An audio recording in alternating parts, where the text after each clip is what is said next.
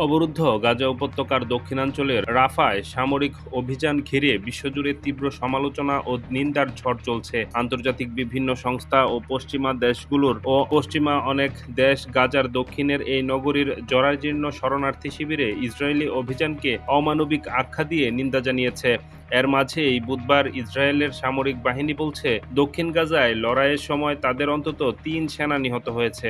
ইসরায়েলের প্রতিরক্ষা বাহিনীর এক বিবৃতিতে বলা হয়েছে, গাজার দক্ষিণাঞ্চলে সামরিক অভিযানের সময় ইসরায়েলি ৩ সৈন্য নিহত ও আরও ৩ সৈন্য গুরুতর আহত হয়। তবে এ বিষয়ে বিস্তারিত কোনো তথ্য দেয়নি ইসরায়েলি সেনাবাহিনী। ইসরায়েলি সরকারি বেতার ক্যান রেডিও বলছে, রাফার একটি ভবনে বিস্ফোরক ডিভাইসের বিস্ফোরণে ওই সেনারা নিহত হয়েছে।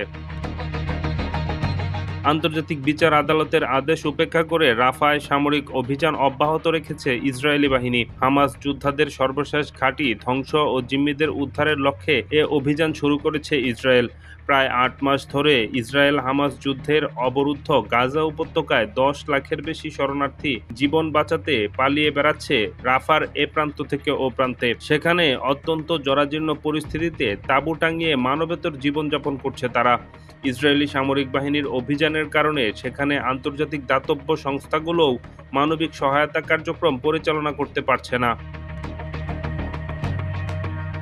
রাফায় বেসামরিকদের লক্ষ্য করে ইসরায়েলি অভিযান বন্ধের আদেশ দিয়েছে আন্তর্জাতিক বিচার আদালত। কিন্তু ইসরায়েলি বাহিনী আন্তর্জাতিক আদালত ও পশ্চিমা বিভিন্ন দেশ ও সংস্থার উদ্বেগকে পাত্তা না দিয়ে সেখানে হামলা অব্যাহত রেখেছে। ৩ সপ্তাহ ধরে ইসরায়েলের রাফা অভিযান ঘিরে আন্তর্জাতিক উদ্বেগ বর্তমানে অনেকটা ক্ষোভে পরিণত হয়েছে।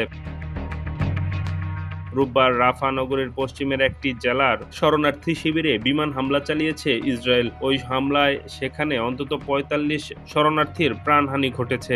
ইসরায়েল বলছে, তারা হামাসের জ্যেষ্ঠ ২ কর্মকর্তাকে লক্ষ্যবস্তু করেছে। বেসামরিক হতাহত তাদের হামলার উদ্দেশ্য ছিল না। ইসরায়েলি প্রধানমন্ত্রী বেঞ্জামিন নেতানিয়াহু বলেছেন, দুর্ভাগ্যবশত কিছু দুঃখজনক ভুলে এ ঘটনা ঘটেছে। ইসরায়েলের সেনাবাহিনী বলছে, রোববারের বিমান হামলায় রাফার একটি ভবনের লক্ষ্যবস্তু করা হয়েছে। ওই ভবনে মজুত করা রাখা গোলাবারুদ বিস্ফোরণ ও অগ্নিকাণ্ডের ঘটনা ঘটতে পারে বলে ধারণা করছে তারা।